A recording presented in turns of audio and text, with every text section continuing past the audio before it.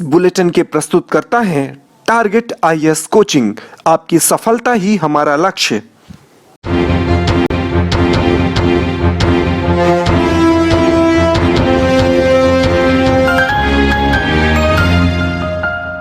नमस्कार, आप देख रहे हैं रेवा दर्शन। मैं सचेता बघेल आपके साथ। आइए जान लेते हैं क्या है आज की प्रमुख खबरें। मनाया गया कुर्बानी का त्योहार। ईद उल अजहा की नमाज पढ़कर दी गई ईद की मुबारकबाद। उपार्जन केंद्रों को खाद्य अधिकारी द्वारा किया गया black listed. Lab technician association द्वारा पंचायत एवं ग्रामीण विकास मंत्री को सौंपा गया ज्ञापन। और कांग्रेस नेता सिद्धार्थ तिवारी की पत्रकार वार्ता। व्यवस्था पर उठाए कई सवाल। आइए अब नजर डालते हैं इन खबरों पर विस्तार से।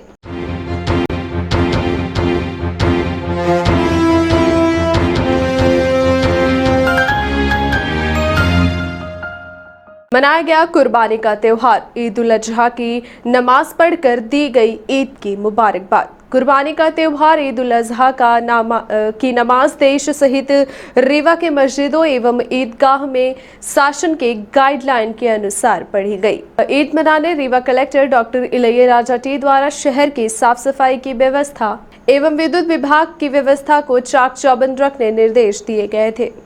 आपको बता दें कि गृह मंत्रालय के निर्देश के बाद कलेक्टर डॉक्टर इलैयाराजा टी द्वारा कोरोना गाइडलाइन का पालन करते हुए मस्जिदों में 50 लोगों को नमाज अदा करने की अनुमति दी थी, जिसका पालन करते हुए शहर के सभी मस्जिदों में सोशल डिस्टेंसिंग के साथ 3 बार में नमाज अदा की गई। सुबह 6 बजे पहली नमाज अदा की गई। इसके बाद 7 से 8 बजे अलग अलग लोगों ने नमाज अदा की। शासन प्रशासन की तरफ से मस्जिदों में सिर्फ 50-50 लोगों के इबादत करने के लिए इजाज़त दी गई थी। उसी के तहत पूरे ज़िले में सुबह 3 वक्तों में जमात की इजाज़त दी गई। 6 बजे, फिर 7 बजे, फिर 8 बजे 50-50 लोगों ने नमाज़ें अदा की। चूँकि ईदगाह में 6 लोगों की ही इजाज़त थी, इसलिए ईदगाह में आज हमारी कमेटी के पदाधिकारी ज़िम्मेदारान मिलकर 6 लोगों के साथ नमाज अदा की गई। मैं अपने सभी मुस्लिम भाइयों से गुजारिश करूँगा कि आज के दिन अखलाक व मोहब्बत के साथ प्यार और अमन व अमान का पैगाम देते हुए सभी लोगों का ख्याल रखें, अपने मुल्क वासियों का, हमवतन भाइयों का ख्याल रखें। इधर पुलिस अधीक्षक राकेश सिंह ने बताया कि थाना प्रभारियों को कोविड-19 गाइडलाइन का पालन करते हुए शहर की मस्जिदों एवं ईदगाहों की व्यवस्था बनाने निर्देशित किया गया था, जिसके बाद शहर के पुलिस जगह जगह व्यवस्था में तैनात देखी गई। नमाज के बाद शहर काजी द्वारा लोगों से अपील गई है कि शासन प्रशासन द्वारा जारी कोरोना गाइडलाइन के अनुसार ईद का पर्व मनाएं और अनावश्यक भीड़ एकत्रित करने से बचें।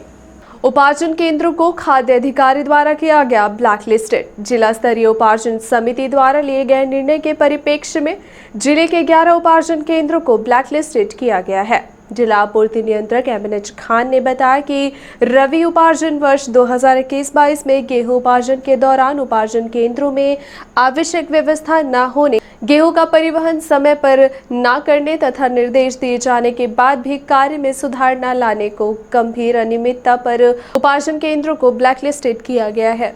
इन केंद्रों में हुजूर तहसील का सेवा सहकारी समिति दादर, गुड़ तहसील के सेवा सहकारी समिति पांती एवं पडरिया तथा सिरमौर तहसील के सेवा सहकारी समिति बैकुंठपुर देवास, तिलखन क्रमांक 1 एवं 2 बरौ तथा सीतापुर स्वसहायता समूह बड़ा गांव, तेजस्विनी स्वसहायता समूह खड्डा तथा जय माता दी स्वसहाय समूह दिल्ली शामिल है।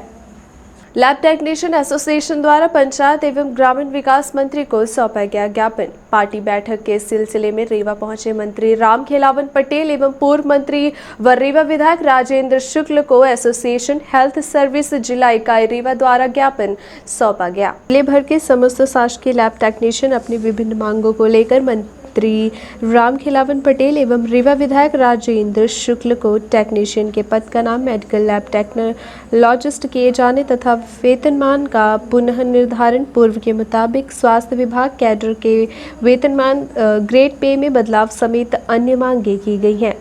लैब टेक्नीशियन को 2400 से 2800 दर्शाया गया है, जबकि 2800 ग्रेड पे पूर्व से ही प्राप्त हो रहा था, परंतु लैब टेक्नीशियन का ग्रेड पे परिवर्तित नहीं किया गया।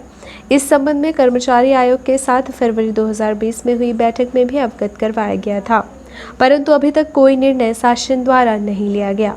नियमित पदों की संख्या बढ़ाने एवं पूर्व से रिक्त पदों की भर्ती एवं प्रदेश में वर्तमान में नियमित लैब टेक्नीशियन की संख्या आवश्यकता से बहुत कम है, इसलिए रिक्त पदों को प्राथमिकता के साथ भर्ती प्रक्रिया के माध्यम से कराई गई। इस दौरान राज्य कार्यकारिणी सदस्य अरुणेंद्र शेखर पांडे, रीवा मंडल आईसी शिवशंकर तिवारी, रीवा जिला टीम सलाहकार अशोक मिश्र, जिला अध्यक्ष लालमणि साकेत, उपाध्यक्ष वीरेंद्र मिश्र, जनरल सचिव श्रीकांत गुलेरिक, जिला सचिव दिनेश साकेत, अनिश दीपांकर, सह सचिव सतीश गुप्ता, मीडिया प्रभारी देवेश सोनी, कार्यकारी सदस्य सुनील मिश्रा, रामानंद पटेल समेत अन्य शासकीय लैब टेक्नीशियन उपस्थित रहे। कांग्रेस नेता सिद्धार्थ तिवारी की पत्रकार वार्ता व्यवस्था पर उठाए कई सवाल। बिजली कटौती, वैक्सीन की कमी, बढ़ रही महंगाई, किसानों की समस्या, कोरोना से मरने वालों को 4 लाख रुपए की मदद, एरा पशुओं व सड़कों पर हो रही उनकी मौत जैसे मुद्दों को लेकर आज कांग्रेस नेता सिद्धार्थ तिवारी ने पत्रकार वार्ता की। इस दौरान उन्होंने इन मुद्दों पर सरकार को घेरने के लिए जिले के 9 ब्लॉकों में धरना प्रदर्शन व घेरा करने की बात कही। साथ ही सड़कों पर गौ माताओं की मौत का जिम्मेदार मुख्यमंत्री शिवराज सिंह चौहान व जिले के 8 विधायकों एवं सांसद को मानते हुए उनके खिलाफ हत्या का मामला दर्ज करने की मांग की है। मैंने 11 मार्च को भी ये बोला था कि हम अगर सरकार हमारी मांगे नहीं मानती है, अगर सरकार आम जनता को राहत नहीं देती है, तो हम पूरे जिले में 9 प्रशासनिक ब्लॉकों का और तहसीलों का घेराव करेंगे। उसी कड़ी में मैं आज घोषणा करना चाहता हूं कि कल से यह कार्यक्रम ब्लॉकों का घेराव चालू हो रहा है। पहला घेराव जो हमारा है वो जवा ब्लॉक का कल 22 तारीख को सुबह 11 बजे से है। इसमें हम यही सारे मुद्दे उठाएंगे। मुद्दे इसमें बिजली के रहेंगे, सरकार जो महंगाई टैक्स के द्वारा हमारे ऊपर लाद रही है उस पर रहेंगे, किसानों की समस्याओं पर रहेंगे, एरा पशुओं पर रहेंगे और कोरोना पर 4 लाख रुपए जो मिलना चाहिए प्रति व्यक्ति को जिनकी मृत्यु हुई है उस पर रहेंगे। और हर ब्लॉक में, पूरे 9 प्रशासनिक ब्लॉकों में हम ये धरना करेंगे, घेराव करेंगे और सरकार की ये जो लड़ाई है आम आदमी की, इसको हम सड़क पर पूरी ताकत से लड़ेंगे, चाहे इसके लिए हमें जेल जाना पड़े या शिवराज सिंह चौहान सरकार तो गोली चलाने पर भी आमदा रहती है, तो चाहे हमको अपने सीने पे गोली खानी पड़े, लेकिन ये आंदोलन हम 9 के 9 ब्लॉकों पर करेंगे। कांग्रेस नेता सिद्धार्थ तिवारी ने आज आयोजित पत्रकार वार्ता में चर्चा करते हुए कहा कि कोरोना काल में सैकड़ों लोगों की मौत हो गई, हजारों परिवार अस्त व्यस्त हो गए। इस आपदा पर किसी का कंट्रोल नहीं था, इसलिए इसे प्रकृति आपदा मानकर प्रत्येक मरने वाले को 4-4 लाख रुपए की सहायता दी जाए। उन्होंने कहा कि जब कमलनाथ की कांग्रेस सरकार थी तो उन्होंने एरा पशुओं के लिए गौशाले बनवाए, हजारों गौशाला बनाने की योजना थी, लेकिन शिवराज सरकार आने के बाद गौशाला बनने का काम बंद हो गया। गौ माता सड़कों पर मर रही हैं या खेतों को चर रही हैं। इसलिए मैं मांग करता हूं कि शिवराज सिंह व रीवा के 8 विधायक एवं सांसद के खिलाफ गौ हत्या का मामला दर्ज हो, क्योंकि गौ माता गौशाला में होती तो उनकी मौत नहीं होती। उन्होंने वैक्सीन की कमी, किसानों की समस्या, बिजली सहित महंगाई को लेकर 22 जुलाई से जिले के 9 ब्लॉकों में धरना व घेराव करेंगे, जिसकी शुरुआत कल जवा ब्लॉक से होगी, जहां इन्हीं मुद्दों को लेकर जनता के बीच जाएंगे। आपके माध्यम से मांग है, हजारों परिवार अस्त व्यस्त हो गए हैं, सैकड़ों जिले में मौतें हुई हैं कोरोना काल में, और किसी इंसान का इसके ऊपर कोई कंट्रोल नहीं था। इसको आपदा, ये जो आपदा है, प्राकृतिक आपदा, इसकी घोषणा की जाए और प्रत्येक मृत व्यक्ति को, जिसकी कोरोना में सरकार के मिसमैनेजमेंट के कारण मृत्यु हुई है, उनको 4 लाख रुपए प्रति व्यक्ति दिए जाएं। मैं आपके माध्यम से ये मांग करता हूं। पूरे जिले में ये हमने 11 मार्च को भी मांग उठाई थी, फिर इसकी बात कर रहा हूं। पूरे जिले में एरा पशुओं के कारण खेती नष्ट हो जा रही है। इसमें हमारी सरकार, हम आदरणीय पूर्व मुख्यमंत्री कमलनाथ जी ने, जब वो मुख्यमंत्री थे, योजना इसमें लाई थी, 1000 गौशालाओं का काम चालू हो गया था और वो सबकी सब बन के अब तैयार भी हैं। और इसको कई हज़ार तक वो ले जाने वाले थे।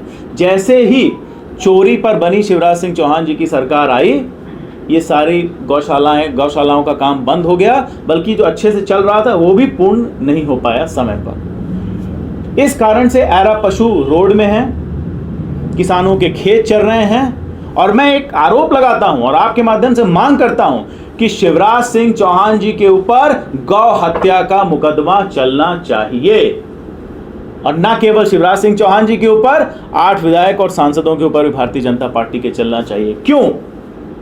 अगर हमारी गौ माता का ख्याल सरकार गौशाला में रख लेती तो गौ माता को सड़कों पर, हाईवे पे नहीं रहना पड़ता और एक्सीडेंट्स नहीं हो रहे होते। कलेक्टर द्वारा कोरोना कर्फ्यू को लेकर जारी किए गए नवीन दिशा निर्देश। रीवा एवं जिला magistrate collector doctor Ilaiyaraaja T ने कोरोना कर्फ्यू के प्रतिबंधों के संबंध में नवीन दिशा निर्देश जारी किए हैं। संशोधित निर्देश के तहत सभी धार्मिक पूजा स्थल, ईदगाह को छोड़कर स्थानों में उपलब्धता को दृष्टिगत रखते हुए एक समय में अधिकतम 50 व्यक्ति पूजा अर्चना कर सकेंगे। इस दौरान कोविड-19 संक्रमण की रोकथाम के संबंध में जारी प्रोटोकॉल का पालन धार्मिक पूजा स्थल के प्रबंधक को करना प्रतिबंधित होगा। ऑनलाइन पूर्व पंजीयन एवं स्लॉट बुकिंग के बाद ही होगा टीकाकरण। रीवा नगर निगम क्षेत्र एवं ग्रामीण क्षेत्रों की नगर परिषदों तथा अन्य ग्रामीण क्षेत्रों में आज 22 जुलाई को कोविड टीकाकरण किया जाएगा।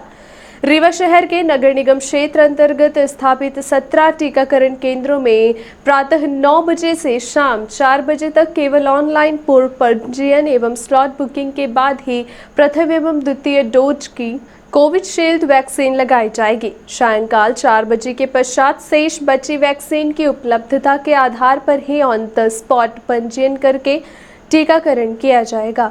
मुख्य चिकित्सक एवं स्वास्थ्य अधिकारी डॉक्टर अमिल गुप्ता ने बताया कि शहर में आयुर्वेद अस्पताल Nipaniya high school, Saraswati school, Deendayal Dham Padra, शहरी प्राथमिक स्वास्थ्य केंद्र खैरी, संजीवनी स्वास्थ्य केंद्र Dhekaha, model higher secondary school विश्वविद्यालय रोड, शहरी प्राथमिक स्वास्थ्य केंद्र बोदाबाग तथा जनता कॉलेज अनंतपुर रीवा में टीकाकरण केंद्र बनाया गया है।